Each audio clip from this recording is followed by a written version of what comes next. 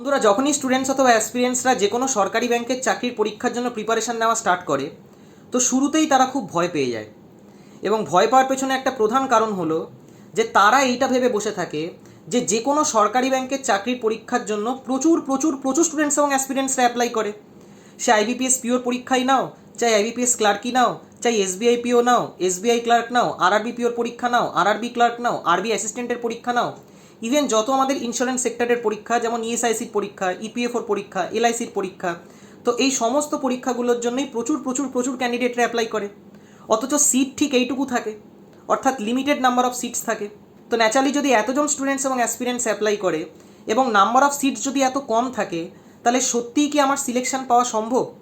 এবং এই ভয় পেয়ে অনেক স্টুডেন্টস এবং অ্যাসপিরেন্টসরাই সরকারি ব্যাংকের চাকরির পরীক্ষার প্রস্তুতি নিতে চায় না। তো বন্ধুরা, আজকের এই একটা সিঙ্গেল ভিডিওতে এই সম্বন্ধে একদম ডিটেল ওয়েতে আলোচনা করব যে ভয়টা তোমরা পাচ্ছ যে কোনো সরকারি ব্যাংকের চাকরির পরীক্ষার জন্য কম্পিটিশনের লেভেল এত হাই হয় অথচ নাম্বার অফ সিটস এত লিমিটেড থাকে, সেইখানে আদৌ কি ভয়ের কোনো কারণ আছে কি নেই। কারণ রিয়েল কম্পিটিশন যেটা তোমরা ভেবে চলছো সেইটা অ্যাকচুয়ালি হয় না। আজকে যে কোনো সরকারি ব্যাংকের চাকরির পরীক্ষার জন্য 5 লাখ, 10 লাখ, 15 লাখ স্টুডেন্টস এবং অ্যাসপিরিয়েন্সরা যদি অ্যাপ্লাই করে, তাহলে অ্যাকচুয়ালি প্রিলিমস পরীক্ষার যে কম্পিটিশন হয় সেটা 1 থেকে 1.5 লাখই হয়। অর্থাৎ যদি সিরিয়াস অ্যাসপিরেন্টসদের কথা বলি, তো 1 থেকে 1.5 লাখই সিরিয়াস অ্যাসপিরেন্ট থাকে যারা তোমাদের সাথে কম্পিট করতে চলেছে। তো ন্যাচারালি বুঝতেই পারছো, 10 লাখ অ্যাপ্লাই করলো কি 15 লাখ অ্যাপ্লাই করলো কি 12 লাখ অ্যাপ্লাই করলো ম্যাটার করে না। ম্যাটার করে তো সেই 1.5 লাখের সাথে, যে 1.5 লাখের সাথে অথবা 1 লাখের সাথে তোমাদের আসল কম্পিটিশন হতে চলেছে। ঠিক সেরকমই যদি মেন্স পরীক্ষার কথা বলি, তো 1 থেকে 1.5 লাখ ক্যান্ডিডেট যারা প্রিলিমস পরীক্ষায় কোয়ালিফাই করে, তাদের মধ্যে থেকে 50 থেকে 60,000 ক্যান্ডিডেটই মাত্র মেন্স পরীক্ষায় সিরিয়াস ক্যান্ডিডেট থাকে। বাকি কোনো ক্যান্ডিডেট মেন্স পরীক্ষায় সিরিয়াস ক্যান্ডিডেট হয় না। বন্ধুরা, তোমাদের মধ্যেই প্রচুর স্টুডেন্টস এবং অ্যাসপিরেন্টসদের মনে হতে পারে যে 1 থেকে 1.5 লাখ ক্যান্ডিডেট যারা প্রিলিমস পরীক্ষায় সিলেকশন পায়, তারা সবাই বোধহয় খুব ভালো ক্যান্ডিডেট, অর্থাৎ সবাই বোধহয় মেন্স পরীক্ষায় ফাইনাল সিলেকশন পাবে।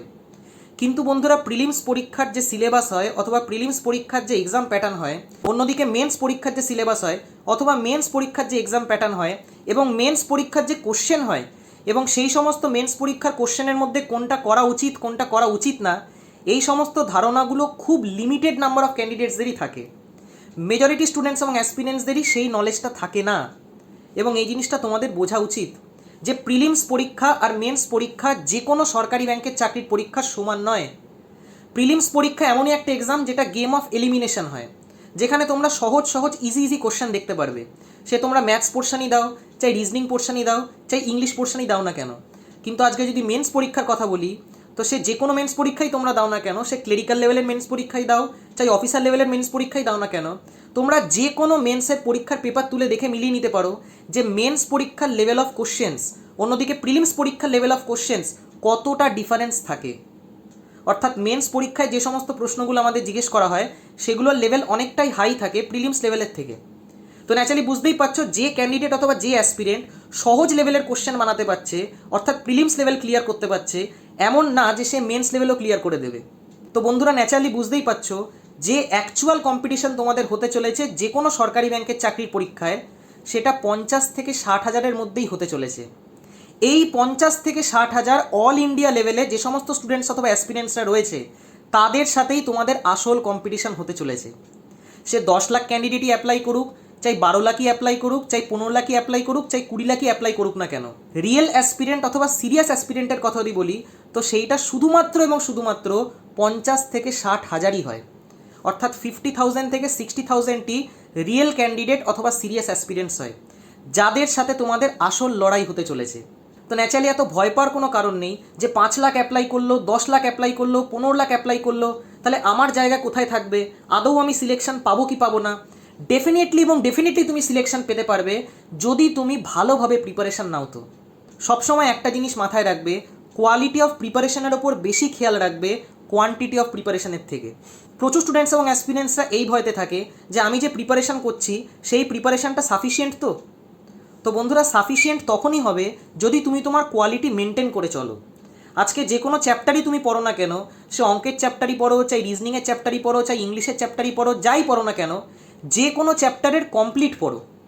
এমন না যে কোনো একটা চ্যাপ্টার তুমি ধরলে এবং সেই চ্যাপ্টারটার ওপর 5টা 10টা কোশ্চেন বানিয়ে নিলে এবং তারপর সেই চ্যাপ্টারটা খতম হয়ে গেল তোমার। তো সেই চ্যাপ্টারটা কখনোই শেষ হবে না যদি সেই চ্যাপ্টারটার ওপর কমপ্লিট নলেজ অথবা কমপ্লিট কনসেপ্ট তুমি যদি না নাও। যেমন আজকে যদি রিজনিংয়ের যে কোনো একটা চ্যাপ্টারে তোমাদের এক্সাম্পল দিই, সাপোজ ডেটা সাফিসিয়েন্সির কথা বলি, তো ডেটা সাফিসিয়েন্সি মেনলি আমাদের মেন্স পরীক্ষায় আসে। এবার ডেটা সাফিসিয়েন্সি যখনই কোনো স্টুডেন্ট অথবা অ্যাসপিরেন্ট বানাবে, তো মেজরিটি স্টুডেন্টস এবং অ্যাসপিরেন্টসরাই 2 স্টেটমেন্ট ডিএস, অর্থাৎ যেখানে 2টো স্টেটমেন্ট থাকে সেই 2টো স্টেটমেন্ট অবধিই তারা পড়বে, তার বাইরে তারা যাবে না। কিন্তু বন্ধুরা, তার বাইরেও তো আমাদের কোশ্চেন আসে। আমাদের তো 3 স্টেটমেন্টওয়ালা ডিএসের ওপরও কোশ্চেন আসে, আমাদের তো মাল্টিপল স্টেটমেন্টওয়ালা ডিএসের ওপরও কোশ্চেন আসে, আমাদের তো ডেটা রিডান্ডেন্সির ওপরও কোশ্চেন আসে।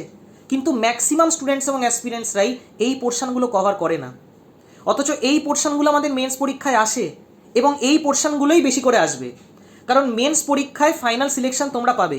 তো মেন্স পরীক্ষায় সব জিনিস এত সহজ তোমরা দেখতে পারবে না। তো ন্যাচারালি যখনই তোমরা কোনো চ্যাপ্টার পড়ছো, সেই চ্যাপ্টারটা কমপ্লিট পড়ো, যে সেই চ্যাপ্টারের মধ্যে আমাকে কী কী জিজ্ঞেস করা হয়। যেমন 3 স্টেটমেন্ট ডিএসের ওপর আমার কী কী অপশান আসতে পারে। যখনই আমরা কোনো 3 স্টেটমেন্টওয়ালা ডিএসের কোশ্চেন সলভ করি, সে রিজনিংয়ের পেপারই সলভ করো চাই ম্যাথসের পেপারই সলভ করো না কেন, কারণ ম্যাথসের মেন্সের পেপারেও তোমরা ডিএস অর্থাৎ ডেটা সাফিসিয়েন্সি দেখতে পারবে। তো সেইখানেও 2 স্টেটমেন্টওয়ালা ডিএস পাবে, 3 স্টেটমেন্টওয়ালা ডিএস পাবে, মাল্টিপল স্টেটমেন্টওয়ালা ডিএসও পাবে। অন্যদিকে মাল্টিপল স্টেটমেন্টওয়ালা ডিএসের কথা যদি বলি, তো সেইটা শুধু অ্যালোনই জিজ্ঞেস করা হয়, অর্থাৎ ইন্ডিপেন্ডেন্ট স্টেটমেন্টসের উপরই জিজ্ঞেস করা হয়, সেখানে কম্বিনেশন কোনো দিনও জিজ্ঞেস করা হয় না। তো এই সমস্ত জিনিসগুলোর ওপরে যদি ক্যান্ডিডেটের নলেজ না থাকে, তাহলে সে কী করে ব্যাঙ্কিং এক্সাম ক্লিয়ার করতে পারবে। আজকে যদি ডেটা রিডান্ডেন্সির এক্সাম্পল দিই তোমাদের, তো ম্যাক্সিমাম স্টুডেন্টস এবং অ্যাসপিরেন্টসরাই ডেটা রিডান্ডেন্সি সলভ করতে পারে না। তারা মানেই জানে না রিডান্ডেন্সি মানে কী বোঝায়। যে জিনিসটার আমার দরকার পড়বে না অথবা যে স্টেটমেন্টটার আমার কোনো দরকার পড়বে না, তো এই জিনিসগুলোর ব্যাপারে যার আইডিয়া থাকবে না, যে ওপর প্রিপারেশন করবে, সে কী করে ব্যাঙ্কিং এক্সামে সিলেকশন নেবে। তো ন্যাচারালি তোমাদের যদি সিলেকশন জোনের মধ্যে আসতে হয়, তোমাদেরকে এই জিনিসগুলোকে প্রপার ওয়েতে শিখতে হবে, কারণ মাথায় রাখতে হবে এটা একটা কম্পিটিটিভ এক্সাম বন্ধুরা, এটা যে কোনো এক্সাম নয়। এবং যে কোনো সরকারি ব্যাংকের চাকরির পরীক্ষার কম্পিটিশনের লেভেলের কথা যদি বলি, তো এই 50 থেকে 60,000 ক্যান্ডিডেটই ভীষণ সিরিয়াস অ্যাসপিরেন্ট হয়, যারা অল টাইম রেগুলার বেসিসে কনসিস্টেন্টলি তাদের প্রিপারেশন চালিয়ে যাচ্ছে। তো একদম ফুল কনফিডেন্সের সাথে, ফুল মোটিভেশনের সাথে সরকারি ব্যাংকের চাকরির পরীক্ষার জন্য প্রিপারেশন নাও। এবং যদি তোমাদের কোথাও গাইডেন্সের প্রয়োজন হয়, তো তোমরা গাইডেন্সও নিতে পারো। আমি নিজেও পার্সোনালি সমস্ত ব্যাংকিং এক্সামসের জন্য অনলাইনে ম্যাথস এবং রিজনিং পড়াই। তো তোমরা যদি চাও তো আমার সাথেও কন্ট্যাক্ট করতে পারো। আমার হোয়াটসঅ্যাপ নাম্বার 8617204564। তো যদি তোমরা গাইডেন্স চাও তাহলে কল করো না, হোয়াটসঅ্যাপ করো, কারণ কল অনেক সময় আমি ধরতে পারি না। আমি নিজে আইবিপিএস পিও এবং আইবিপিএস ক্লার্ক দুটো পরীক্ষায় ফার্স্ট অ্যাটেম্পটেই ক্লিয়ার করেছি। তো ন্যাচারালি তোমাদেরকে খুব ভালো করে গাইড করতে পারবো যে কী টেকনিক অফ সলভিং হওয়া উচিত, কীভাবে একটা কোশ্চেনকে অ্যাপ্রোচ করা উচিত। কারণ যে কোনো ব্যাংকিং এক্সামের পরীক্ষায় টেকনিক অফ সলভিং ভীষণ ভীষণ ভীষণ ইম্পর্টেন্ট রোল প্লে করবে, কারণ টাইম আমাদের হাতে লিমিটেড থাকে। আজকে যে কোনো স্টুডেন্ট অথবা অ্যাসপিরেন্ট কোনো কোশ্চেন সলভ করতে পারছে মানেই যে ফাইনাল সিলেকশন পাবে, তার কোনো গ্যারেন্টি নেই। কত তাড়াতাড়ি সে কোশ্চেনটা সলভ করছে অথবা কোন কোশ্চেনটা সিলেক্ট করছে, কোন কোশ্চেনটা সিলেক্ট করছে না, যেটা মেন্স পরীক্ষায় তোমরা দেখতে পারবে। কারণ মেন্স পরীক্ষায় সব কোশ্চেন আমরা বানাই না, মেন্স পরীক্ষায় আমাদের কোশ্চেন সিলেক্ট করতে হয় এবং তার উপর আমরা অ্যাটেম্প্ট করি যে কোন কোশ্চেনটা সিলেক্ট করব, কোনটা সিলেক্ট করব না।